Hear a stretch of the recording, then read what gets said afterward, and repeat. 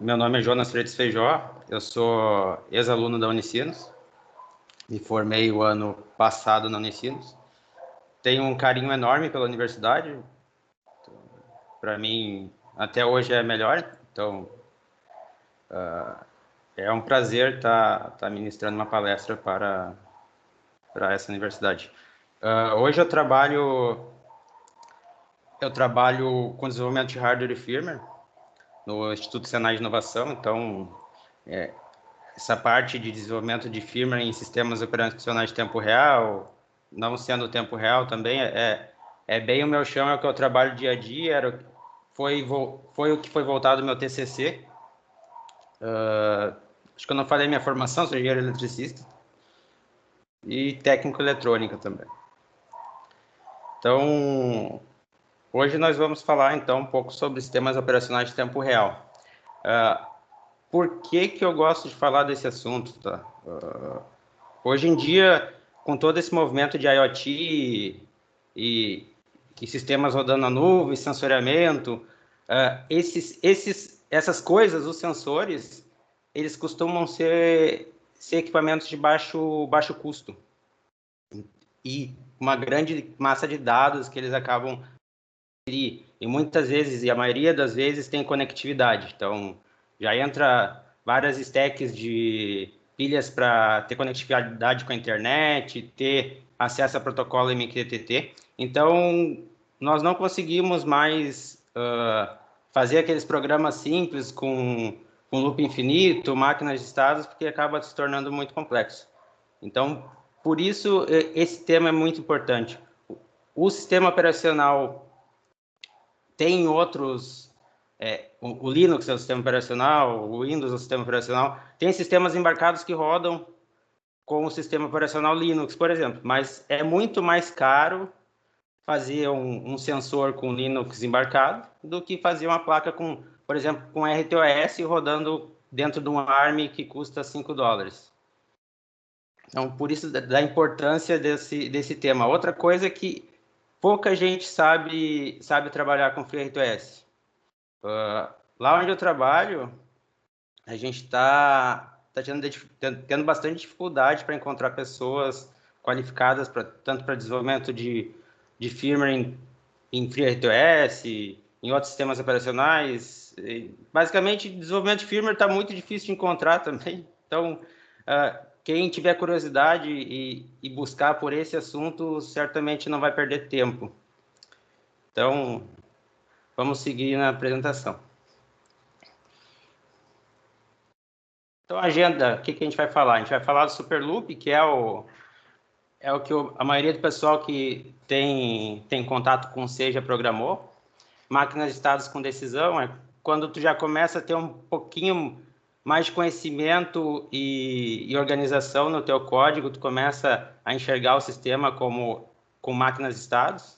Depois a gente vai falar o que é o sistema operacional, o que é o escalonador, as threads e tasks, o que são as threads e tasks nos sistemas operacionais, o que é o sistema RTOS, algumas práticas para modelar o sistema RTOS, semáforos, que a gente vai ver qual é a utilidade quando tem sistemas operacionais, e também stack size, que é algo que o pessoal acaba se batendo bastante quando vai desenvolver com RTOS. Então, a ideia hoje aqui é dar algumas dicas. Eu não vou entrar a fundo em código, eu não vou abrir nenhuma IDE. A ideia mesmo é passar as dicas e onde vocês podem encontrar mais esse conteúdo e como proceder no desenvolvimento com FreeRTOS. Quem quiser fazer testes, tem várias placas de desenvolvimento que já disponibilizam muito fácil o início com RTOS. O STM Cube, que é a ideia da ST, tem o RTOS, tu consegue, com alguns cliques lá, botar o FreeRTOS a rodar. O Atmel Studio, que é da Microchip hoje, para os ARMs também, facilmente tu consegue fazer rodar lá.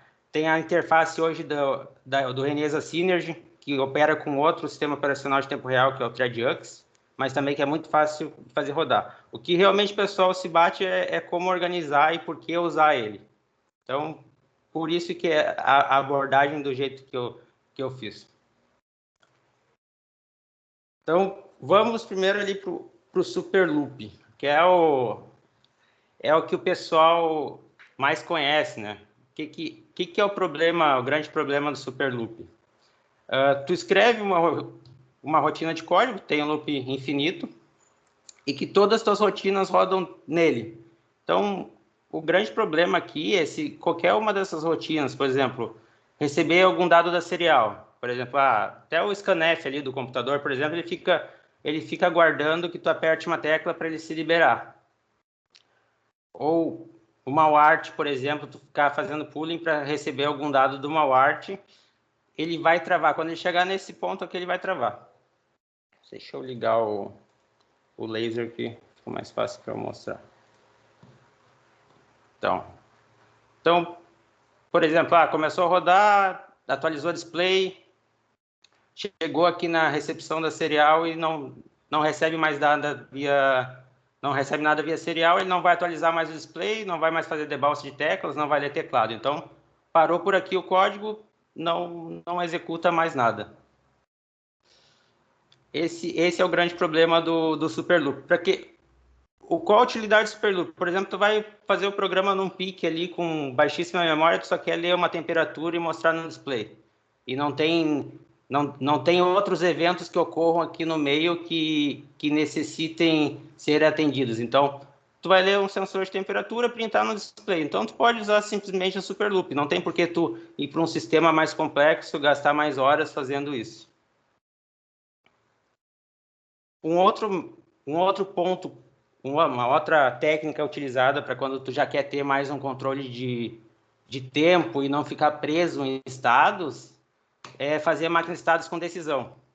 Então, tu define teus estados, todos os estados que tu tem, e tu começa a passar por eles. Por exemplo, leu o teclado, chegou um comando, atualiza display.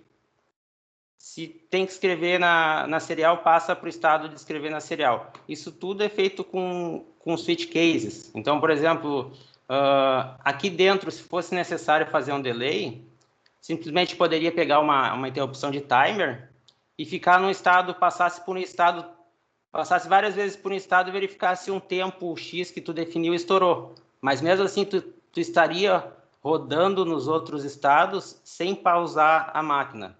A ideia aqui é sempre utilizar o máximo de periferia, de interrupções, para que essa máquina de estados fique sempre girando. A ideia é não parar em lugar nenhum aqui. Então, hoje em dia, quem não usa,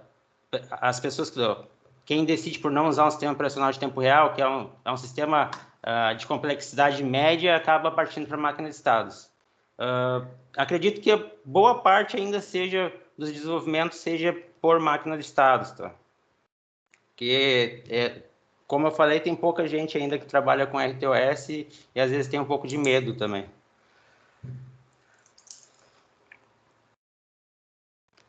Então, quando tu parte para um sistema que já é mais complexo, por exemplo, já começa a ter conectividade, ter acesso à internet, tu já precisa começar a ter um controle temporal de várias tarefas, tu vai ter que utilizar um sistema operacional.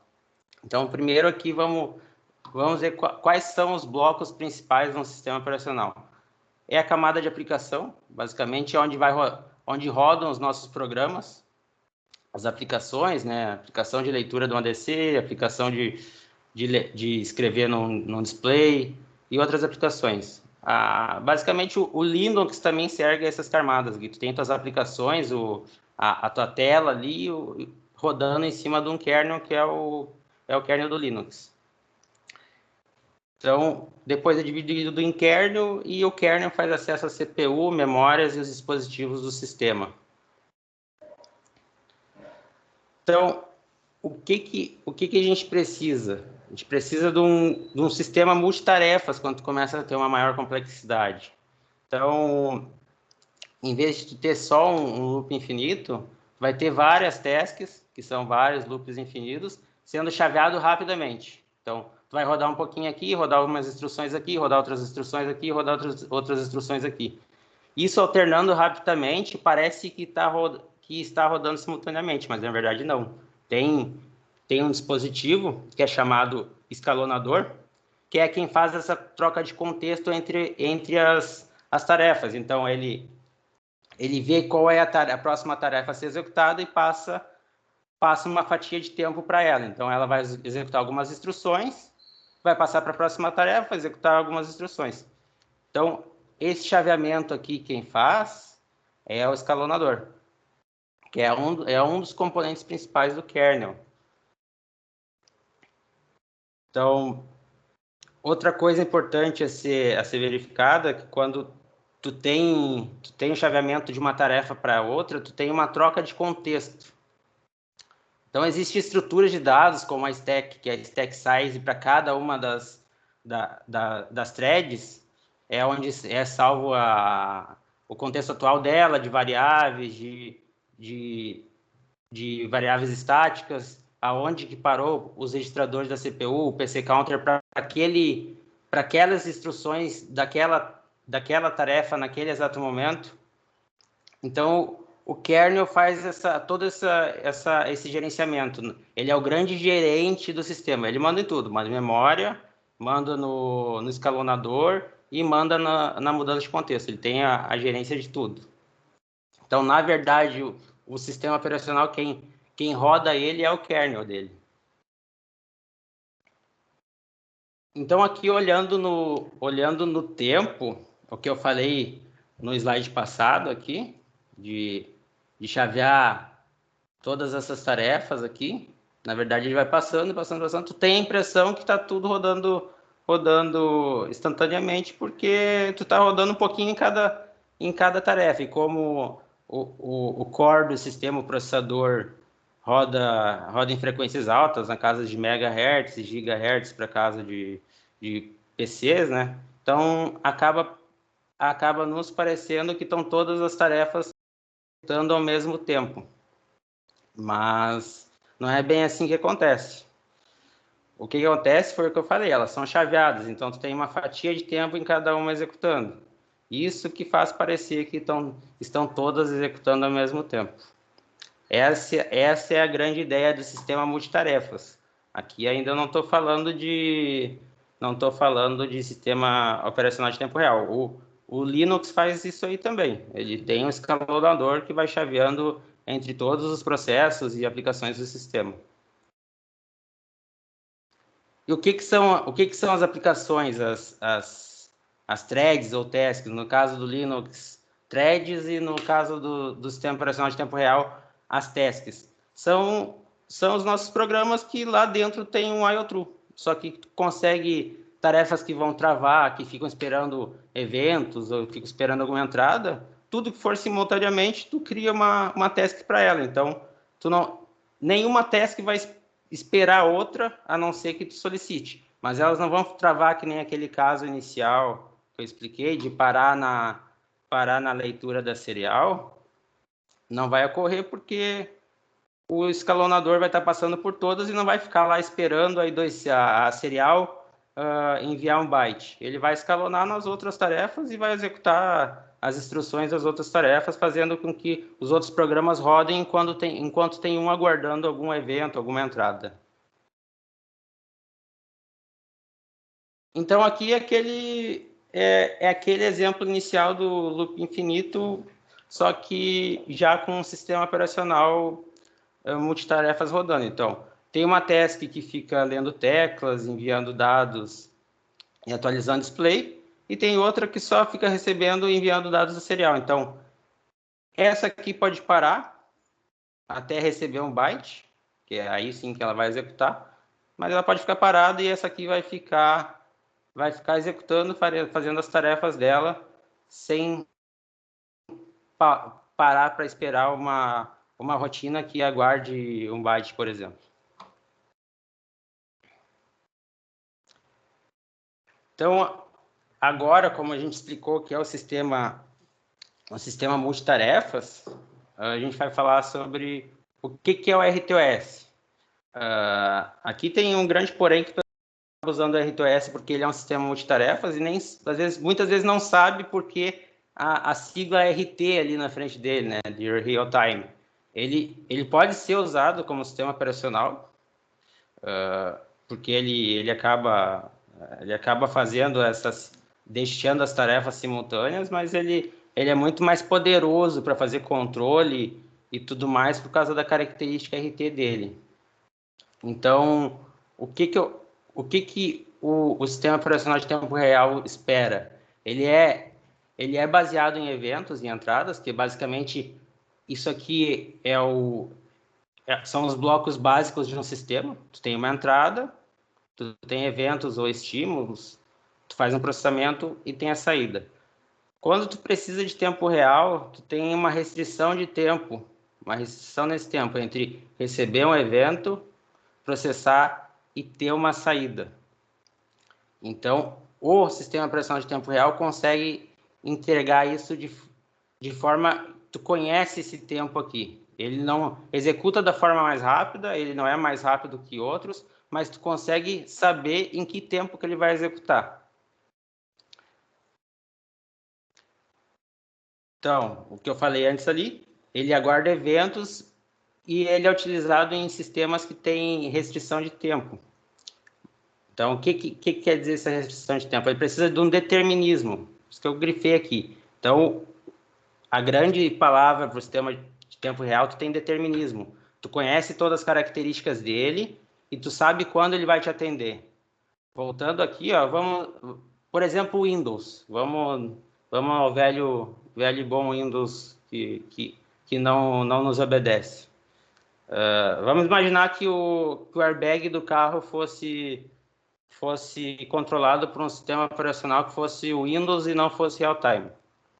Poderia vir um evento ali do sensor de impacto do carro, aí o Windows resolve fazer outra tarefa, atender um Chrome da vida que usa toda a RAM, atender outras coisas, e esquece do evento do sistema de colisão e não processa essa saída no tempo certo, que é na casa de alguns milissegundos. Então, o Windows, por exemplo, não conseguiria nos entregar esse determinismo, até porque a gente não tem o controle sobre as prioridades de todas as tarefas e fatias de tempo que ele dá para cada processo ali. Então, nesse caso, aconteceria uma catástrofe, porque não acionaria o airbag em tempo hábil, né? Então, o kernel do sistema operacional de tempo real, ele tem algumas características diferentes do kernel do Linux, por exemplo. O kernel de tempo real ele gerencia o tempo e todos os recursos da CPU. As funcionalidades são todas divididas em tarefas e ele que define qual tarefa que vai ser executada naquele momento. Aí que está a grande sacada do RTOS. Quem é responsável por prioridades e definir qual tarefa que tem prioridade em relação a outra vai ser o desenvolvedor. Então, com toda a liberdade que ele te dá ali para te fazer o que tu quer, vem a responsabilidade, né?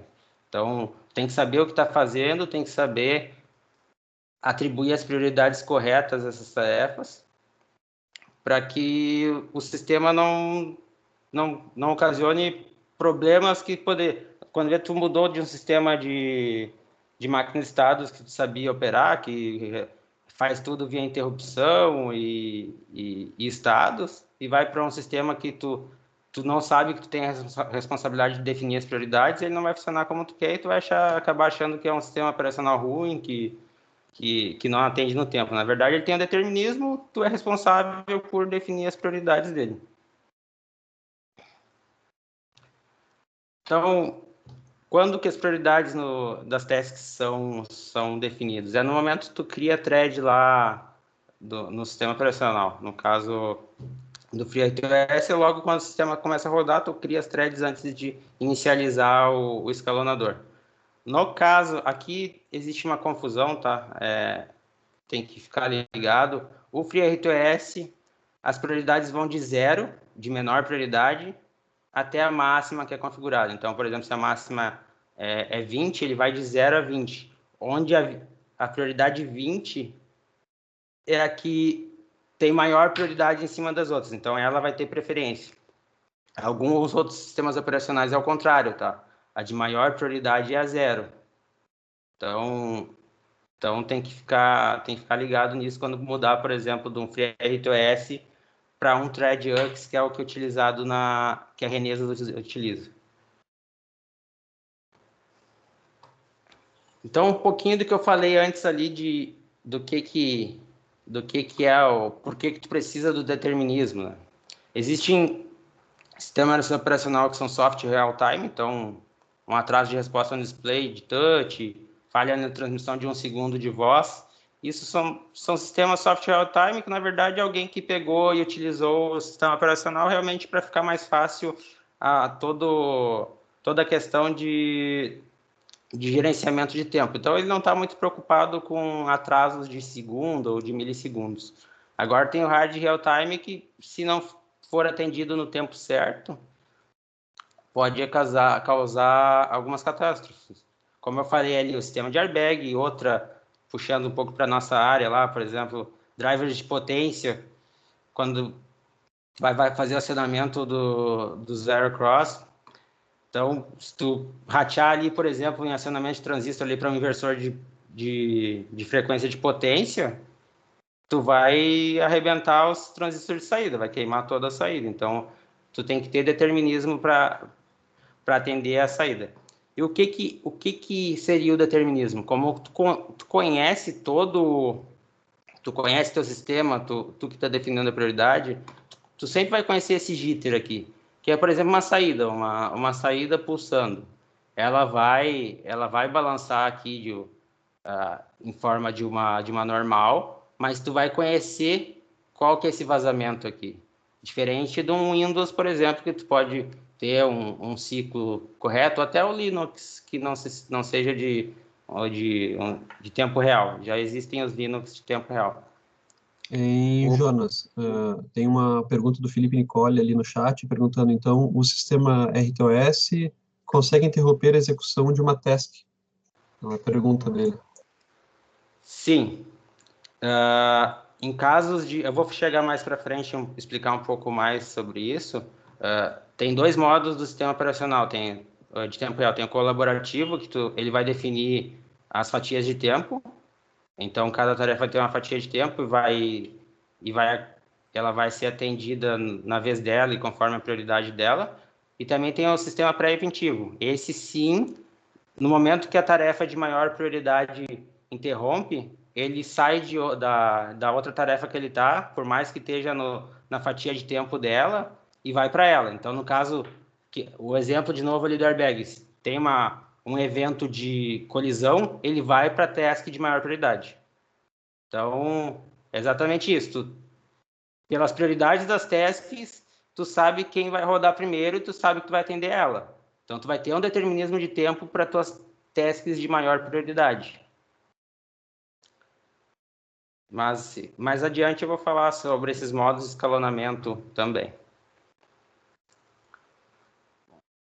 Seguindo, as tarefas elas têm alguns estados que elas depois que elas nascem, que elas podem assumir.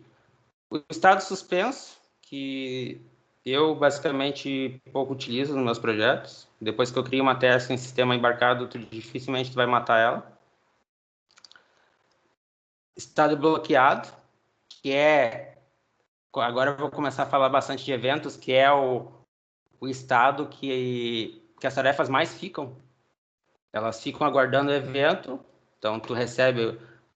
Voltando lá no sistema que eu falei, tu recebe o evento, processa e vai para uma saída. Depois tu volta para o estado bloqueado. O estado bloqueado, ela está parada. Em casos que todas as tarefas, por exemplo, entrem no estado bloqueado, o microcontrolador pode até dormir, aguardando eventos. Daí, no momento que ele receber um evento, ou receber mais de evento, a thread de maior prioridade vai ser a que vai ser atendida. Então, a que teve o evento de maior prioridade vai ser atendido.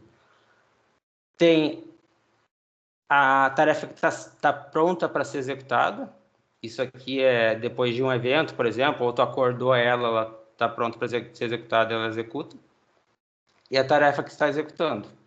Essa aqui, o executando, a gente tem que ficar o mínimo de tempo possível executando uma tarefa. Então, voltando, a gente tem que ficar o máximo de tempo bloqueado para sempre que, quando tiver eventos que sejam de prioridade, ele seja atendido o mais rápido possível.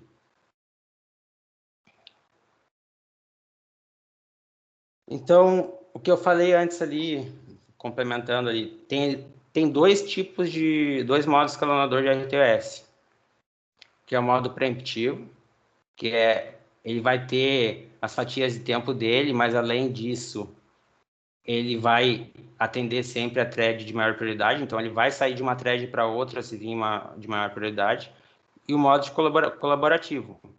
Aqui as threads não são interrompidas, elas têm os tempos delas, mas se ela não liberar o processador, ela fica executando até vencer toda a fatia de tempo dela.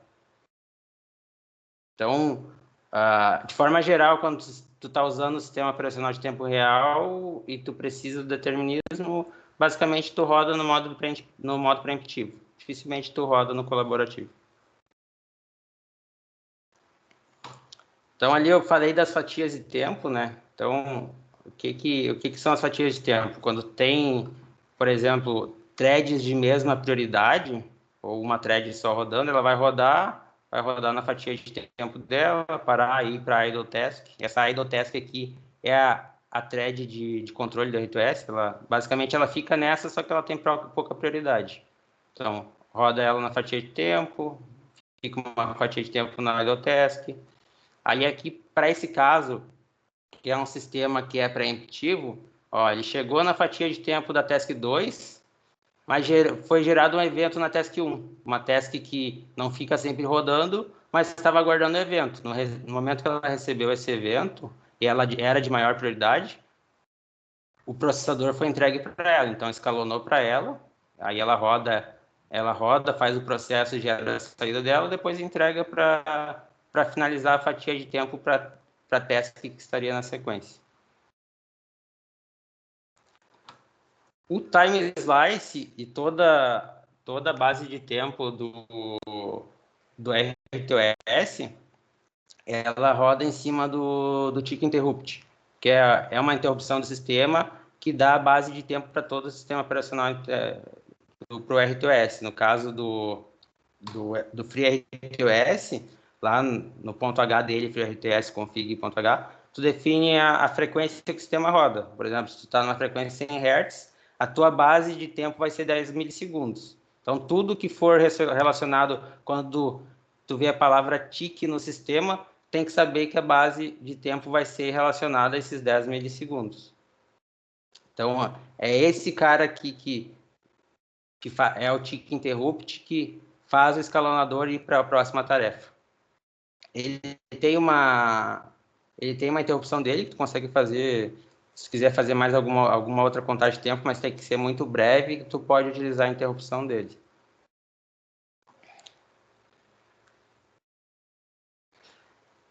Então, pegando o gancho do que eu falei anteriormente ali, por que basear as threads em eventos e não ficar sempre num pooling esperando, fazendo pooling em algum periférico, por exemplo. Vamos imaginar que tu tem uma task 1 de baixa prioridade e tem uma task 2 de alta prioridade. Aí tu vai lá na task 2 e bota, por exemplo, vamos lá, extrapolar, vamos botar um IO true sem nenhum delay lá dentro. Essa thread, ela é de alta prioridade, não vai ter um delay, então ela vai estar sempre pronta para ser executada e vai executar, e ela é de maior prioridade. Então ela vai ficar executando para sempre e nunca mais vai rodar a task de menor prioridade. Já quando tem o sistema orientado a eventos, ele vai rodar uma fatia de tempo das tasks de baixa prioridade. Quando acontecer um evento da de alta prioridade, ele vai rodar. Depois ele volta para de baixa prioridade. Então, aqui tem que ficar bem claro, e eu vou repetir bastante na sequência, nós sempre vamos fazer o sistema operacional rodar com base em eventos. Não é porque tem vários loops infinitos que tu pode utilizar ali que teu processador também é infinito. E tu também tem que cuidar com as prioridades, porque daqui a pouco tu tem uma task de baixíssima prioridade. Por exemplo, se bota uma coisa que não... Uma IHM, por exemplo. Uma IHM não precisa prioridade. Mas aí tu bota uma prioridade baixa para ela, e daqui a pouco tu está lendo um sensor em alta prioridade, tu está lendo por pooling, sem delay nenhum, nunca mais vai atualizar teu display. Então, por isso que eu falei, quem é responsável no sistema operacional de tempo real é o desenvolvedor. Tem que saber bem, atribuir as prioridades das tarefas, saber que tem que fazer tudo orientado a eventos. O que normalmente nos gera nossos eventos são as interrupções. Então, mas as interrupções do microcontrolador, ela é uma interrupção de hardware. Então, o microcontrolador vai sempre atender uma interrupção de hardware. Vai deixar o escalonador de lado, ele esquece do sistema operacional e vai atender essa interrupção. Ela é importante para nós para gerar eventos, como eu disse. Então, ela precisa tomar ações rápidas e tem que ser breve. Tu não pode ter muitas instruções dentro de uma interrupção no sistema operacional de tempo real, senão tu acaba com o RT dele e o determinismo, porque tu vai começar a atrapalhar a base de tempo do sistema operacional. Então, interrompe, faz o que tu tem que fazer e sai fora. Ou salva um dado na memória e sai fora. Aí, já que agora eu falei um pouquinho de eventos e de hardware, o que é importante quando tu vai fazer um sistema operacional de tempo real? É conhecer qual microcontrolador tu vai usar. Como eu falei, não é porque tu tem ali o sistema multitarefas que tu vai usar as tarefas executando o máximo usando tudo do core. Se tu tem a periferia que possa fazer isso em paralelo para ti, sem fazer acesso do core do sistema, tu usa. Alguns exemplos, por exemplo, tu tem um ADC, o ADC tem as interrupções dele. Tu pode criar uma fila e as interrupções ficar botando os dados num buffer e no final esse buffer te gera uma interrupção de evento e tu vai tratar esses dados. Nesse caso, tu não tá fazendo pooling. Tu tá gerando interrupções que vão salvar os dados de forma rápida e que tu pode acessar no momento de gerar o evento. Ou outro modo, os Cortex M4, a maioria hoje tem DMA, que é um dispositivo de acesso à memória direto. Então, tu consegue, por exemplo, linkar um timer, pegar um trigger de timer para fazer a tua sample rate do teu ADC, e esse ADC tu consegue linkar no DMA, que vai ser linkado direto à memória RAM. Então, tu não vai ter mais nem interrupção. O que tu vai fazer? Por exemplo, tu quer fazer uma aquisição de 256 pontos de um sensor. Tu vai definir tua sample rate, o timer vai fazer o trigger desse ADC, e esse ADC vai, via DMA, transferir diretamente para a RAM esses valores, sem acessar o core. Aí, esse cara aqui, ele tem a interrupção dele de buffer cheio. Quando chegar, tu definir que eu quero 256 posições de memórias carregadas, eu gero um evento. Outra coisa importante, sensoriamento, instrumentação, tu precisa fazer cálculos. A maioria dos Cortex M4, alguns tem na Unicinos ali também, outros são M0, aí não tem DSP. Mas os M4 tem DSP. Então, tu pode usar esse cara aqui, que ele tem instruções matemáticas que são executadas em hardware. Eu vou sair um pouquinho da apresentação só para mostrar uma biblioteca da ARM para vocês.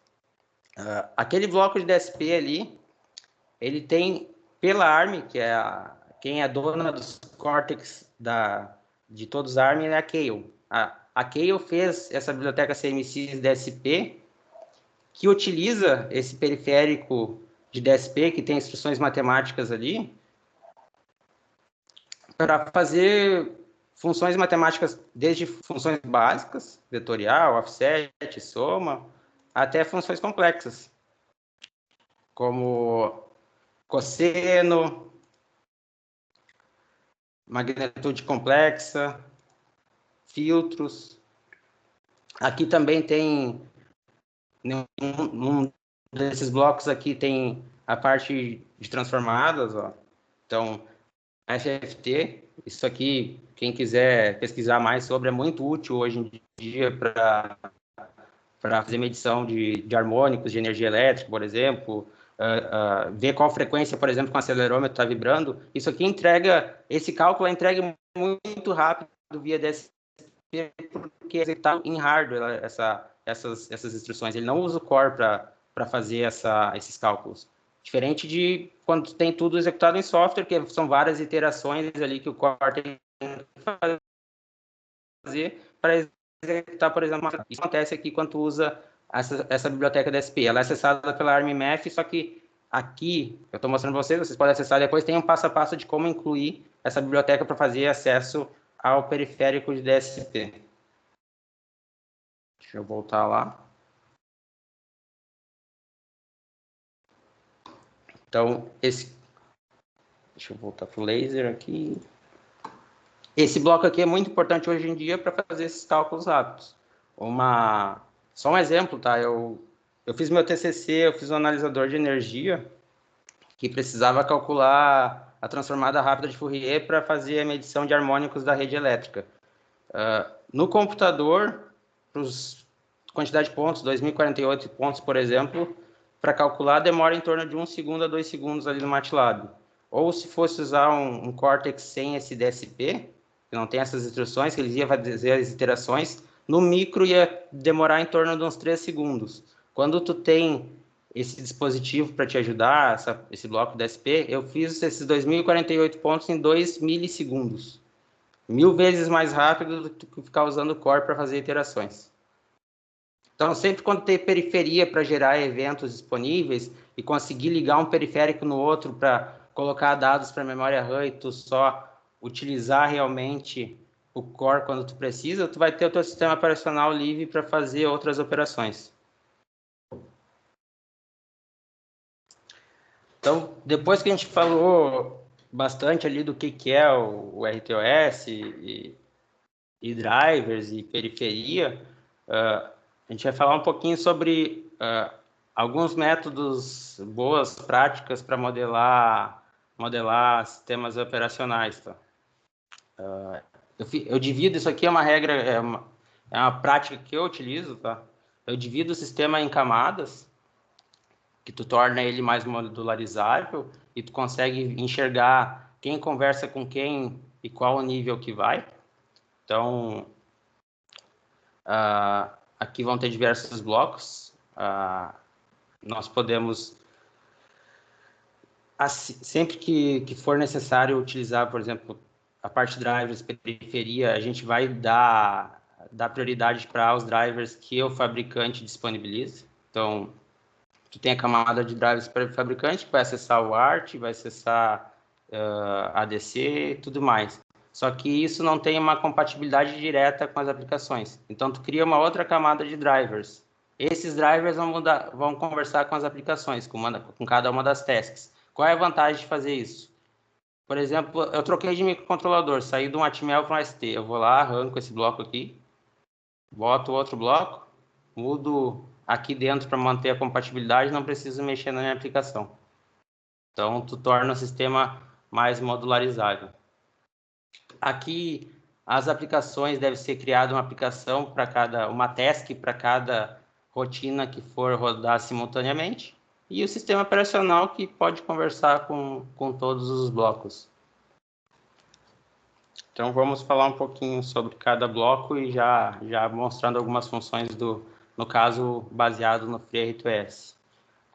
No bloco da main, basicamente quem for programar lá vai dar de cara com uma main, que o início ali vai ser igual a se tu fosse programar no loop infinito. Vai ter inicialização de core, inicialização de clocks, inicialização de periféricos e depois a criação das tasks, que é utilizada essa função, que tu diz o nome da task, qual o stack size dela e a prioridade dela.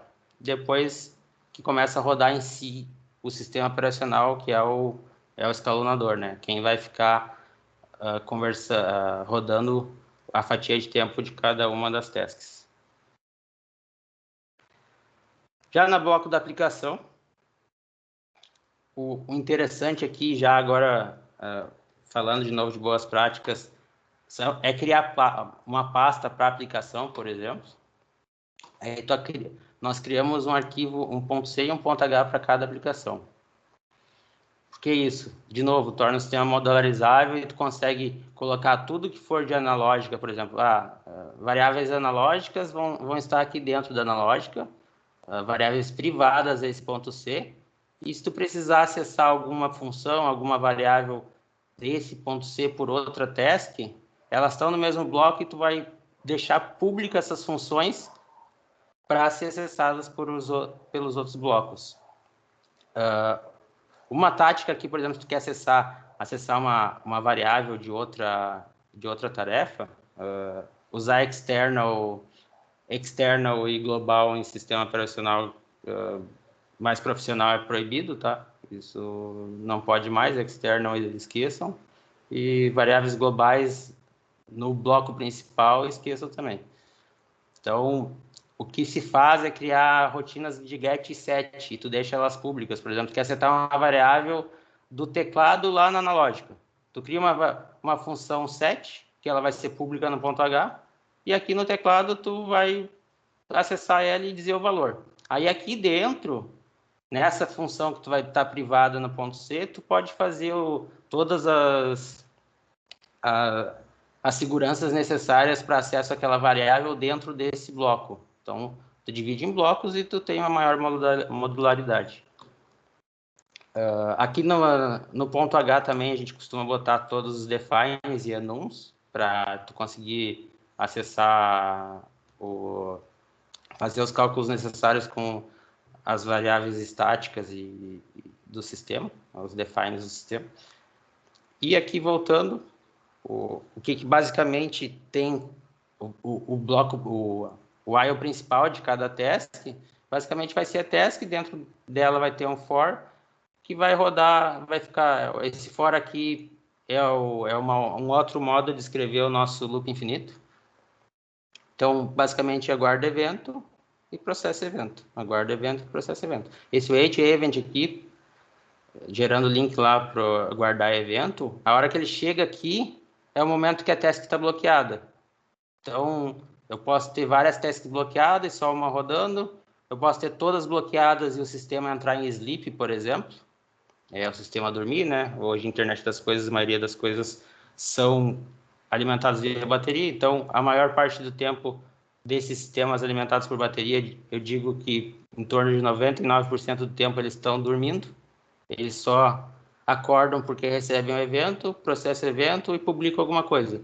Por exemplo, apertou, abriu a porta, publicar. A digital vai gerar um evento, a task Wi-Fi vai consumir esse dado que foi gerado no evento, então tu pode notificar ela e vai ser publicado, e depois todas entram de novo no estado bloqueado e vão dormir. Então, o bloco principal em cada um desses pontos C aqui é o loop principal. Depois, sim, tem as funções privadas, as funções que são publicadas via ponto H. Mas, basicamente, essa que é a função principal, que é o que foi criado lá no início, né? Tu cria a task e ela roda no teu ponto C da tua aplicação. Deixa eu aproveitar e introduzir uma pergunta aqui, Jonas, que o pessoal colocou no chat.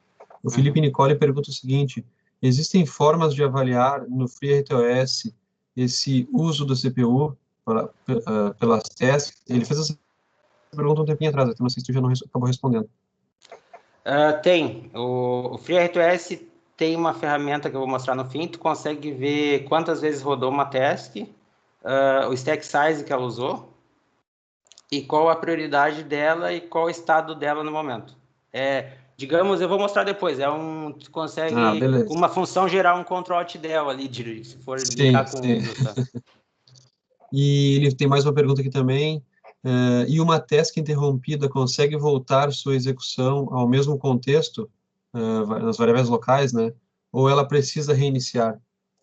Não, a task interrompida é o que eu falei anteriormente, né? O kernel ele salva o contexto da task na stack, né? Então, por isso que a gente sempre tem que cuidar o tamanho da stack que a gente vai definir para a stack size da task, para ver se esse contexto vai conseguir ser salvo. Depois eu vou dar mais ênfase no stack size ali também. Mas sim, ela sempre volta, ela não morre e não precisa ser morta também. Beleza? Então, Os drivers também a gente cria, assim como eu expliquei, tu consegue conversar com ele via funções públicas que são publicadas no ponto H, e dentro do ponto C está implementado ali o acesso aos drivers do fabricante, né? Eu sempre bato na tecla para usar os drivers do fabricante, porque tudo bem, vocês vão perceber quando vocês começarem a desenvolver que os fabricantes têm bugs.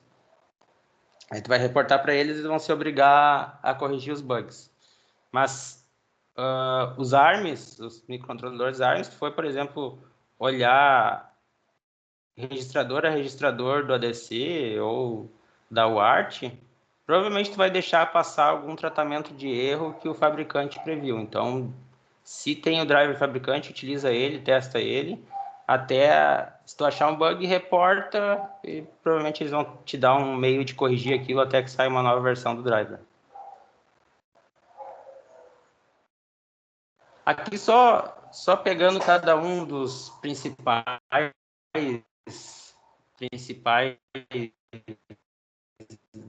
dispositivos, como tratar. Vamos ao evento da DC, como eu expliquei antes. A gente tem um trigger de timer que está startando os samples do ADC. Então, as aquisições, cada aquisição é feita a partir de um trigger do timer. Esse valor é passado via DMA para SRAM até que ocorra a interrupção de buffer cheio. Aí sim é gerado um evento. Então, no caso de uma task do analógico, por exemplo, quando tu vai fazer alguma coisa e vai dizer pro ADCA, começa a fazer a aquisição de dados, dá um start na aquisição.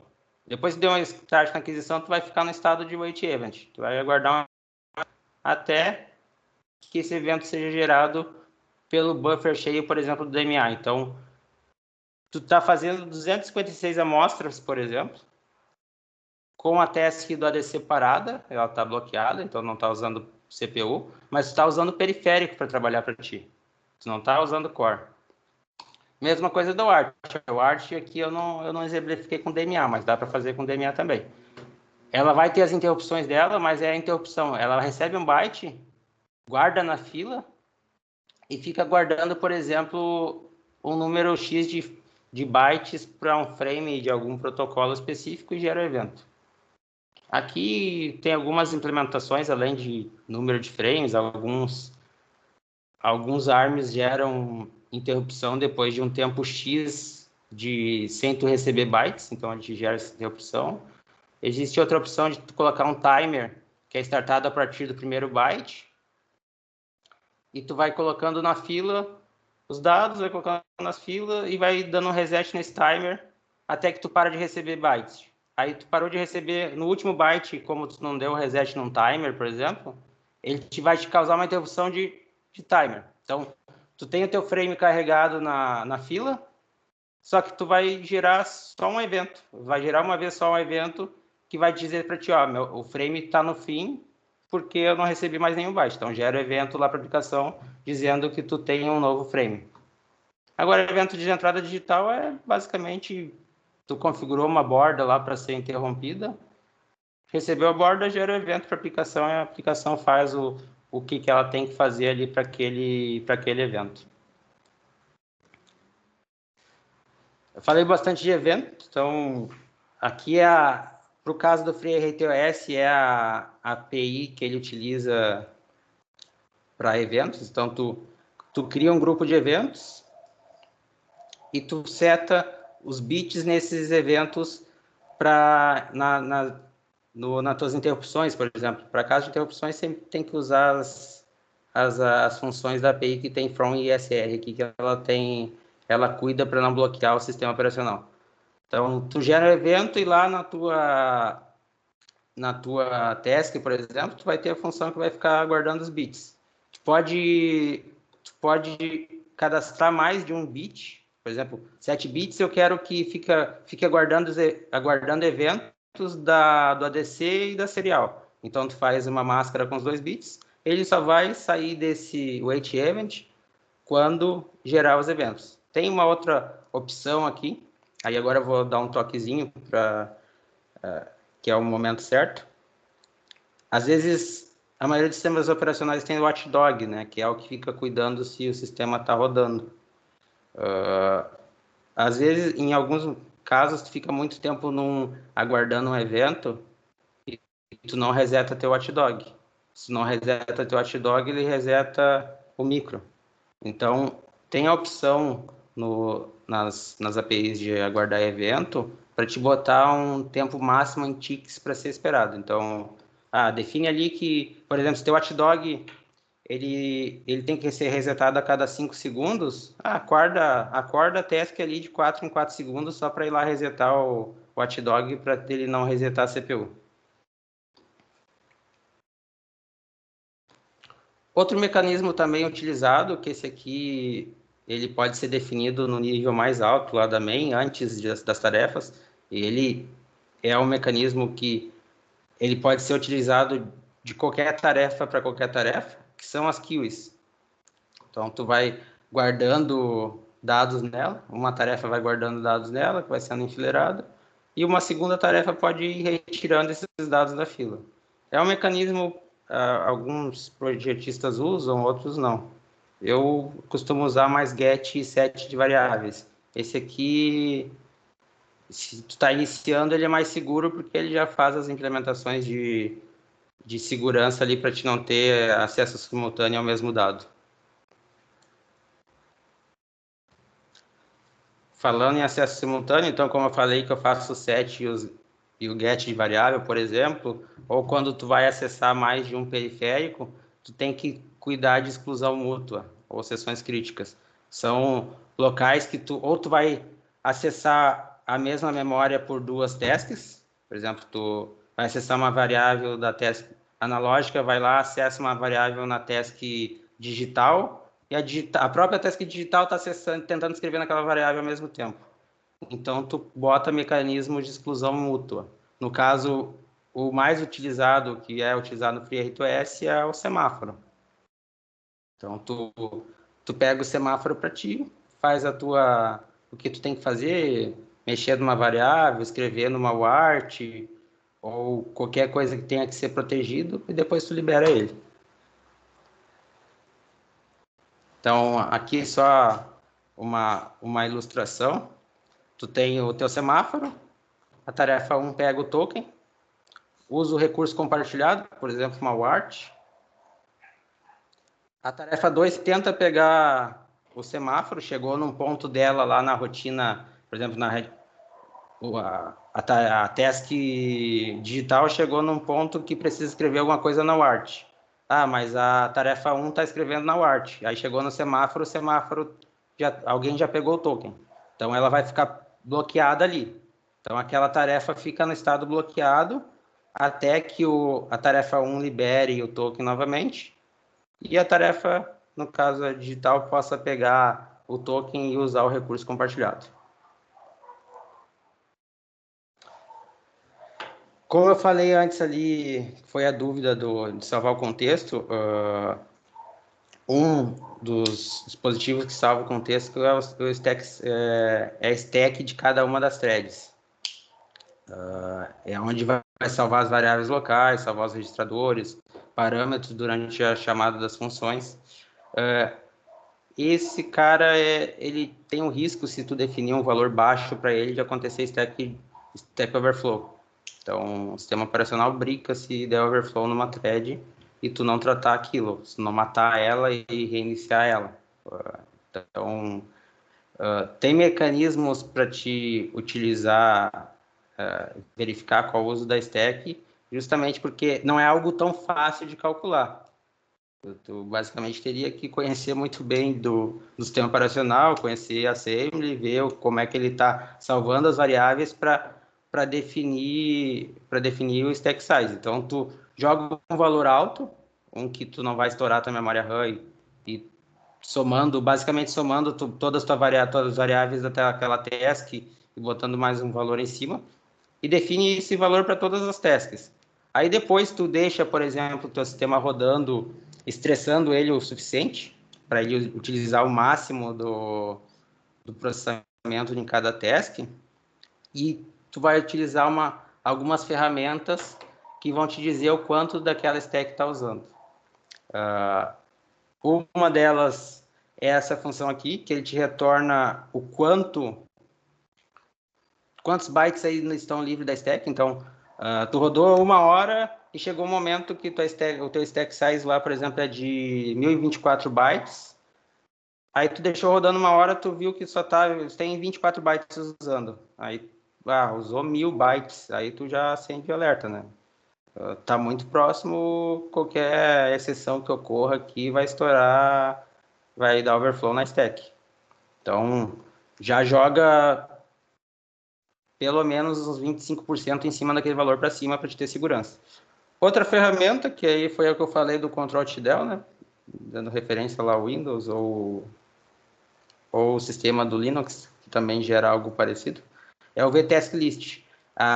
O parâmetro que tu passa para ele é um vetor que ele carrega essa estrutura em bytes aqui. Então, tu consegue dar o printf, printar numa serial, por exemplo, e tu vê qual é a prioridade da task, qual é o estado atual dela, se ela está pronta, se ela está bloqueada, e qual o máximo valor de stack que ela usou, e o número de vezes que ela executou. Então, aqui tu consegue verificar o uso também da CPU, calculando o número de vezes em relação ao tempo que as threads executaram. Uma outra forma também, aí é um pouco mais punk de fazer aí em tempo real, tu conseguir fazer um percentual de uso da CPU, é definir uma thread de prioridade muito baixa, que ela só seja acessada quando a CPU realmente estiver livre. Aí tu faz uma relação de tempo de CPU livre em relação à CPU ocupada e tu consegue chegar no percentual de uso da CPU. Então vai ter uma thread que só vai ser acessada quando nenhum estiver acessando. Então tu consegue saber o tempo de sistema operacional livre.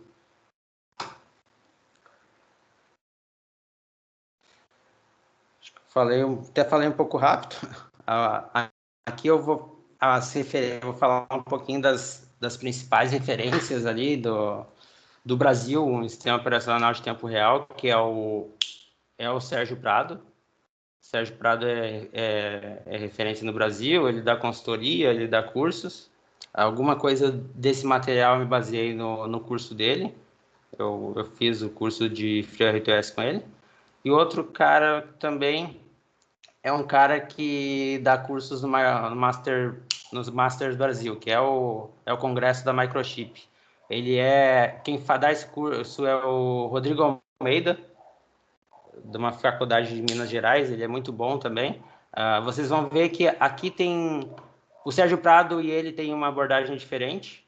O Rodrigo Almeida, que é do caso do workshop da Microchip, ele abre um pouco mais o capô ali, ele explica até como fazer alguns ponteiros para função, por exemplo, tu quer cadastrar eventos, por exemplo, na própria task. Então, tu faz funções de assinaturas de callback e tu passa por o endereço de uma função para um driver que vai chamar o ponteiro dessa função depois para gerar teu evento. Então, esse cara aqui, ele abre um pouco mais capô, explica mais ali detalhadamente o kernel.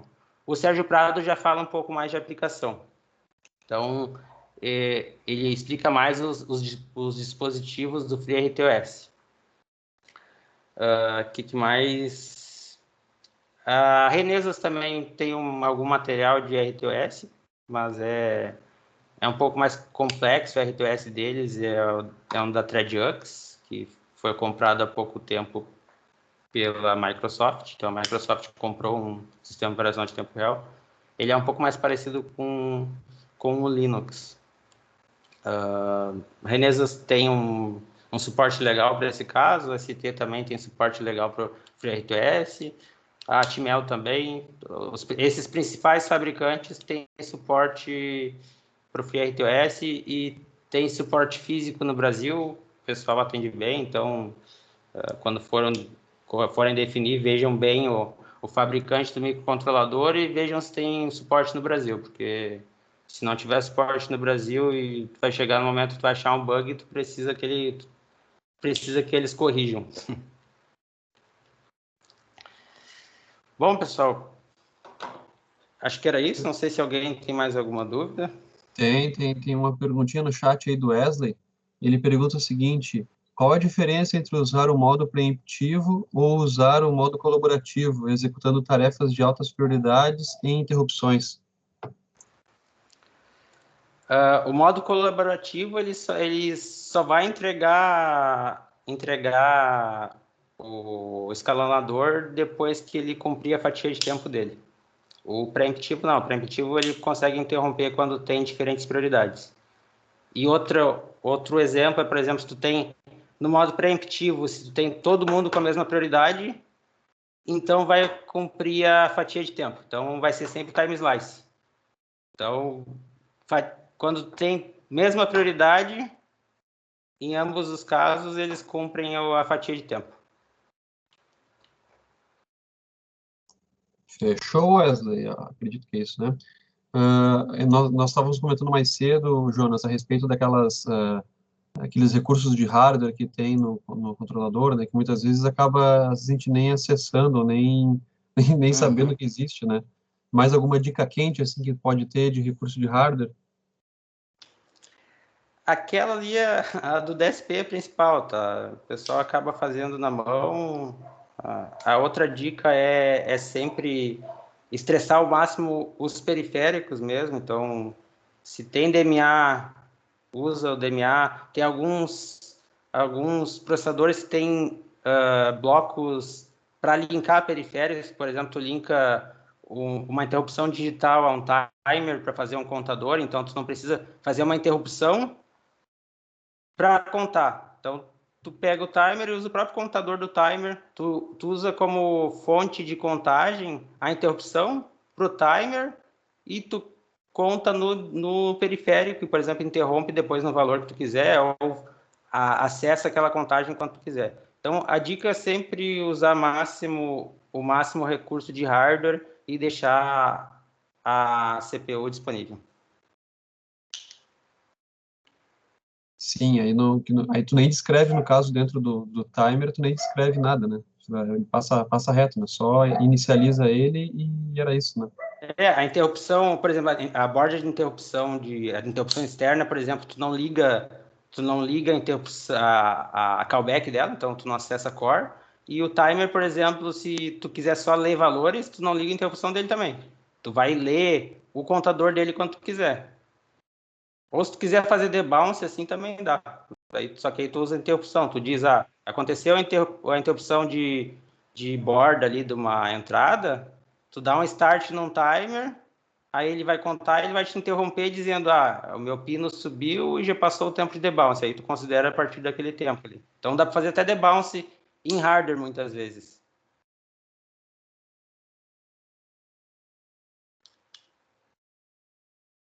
Beleza, mais alguém tem alguma pergunta? Aproveite agora. A gente já está encerrando.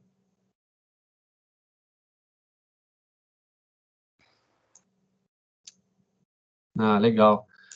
Bom, Jonas, muito obrigado aí por ter compartilhado com a gente toda essa parte mais, porque tu bota realmente a mão na massa para fazer trabalhar com o RTOS, né? A gente acaba vendo nas cadeiras que a gente tem na universidade, a gente acaba vendo muito mais para resolver, às vezes, um exercício, né? Mas no dia a dia, quem está lidando batendo de frente com resolver problema mesmo na empresa, acaba tendo outras coisas que tem que resolver, né? Então, é uma abordagem um pouco mais pesada sobre o assunto, né?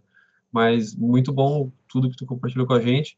Queria agradecer, então, em nome da comissão organizadora da SAEP, por ter aceitado o convite, por ter se disponibilizado a estar aqui hoje com a gente falando, e agradecer também a todo mundo que está presente no chat, aí, que deixou mensagem, avisar o pessoal que, bom, a lista de chamada já encerrou, né? Então, para quem precisa de horas complementares, tem que cuidar, tá, pessoal? Agora já está terminando a SAEP, mas tem que ser preenchida sempre só no horário da atividade.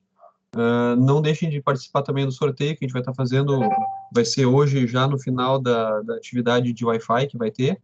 Então, quem quiser acompanhar o sorteio, entra lá, vai ser bem legal. E agradecer, então, de novo a ti, Jonas, por ter se disponibilizado. Obrigado mesmo. Não sei se a Márcia quer falar alguma coisinha, mas...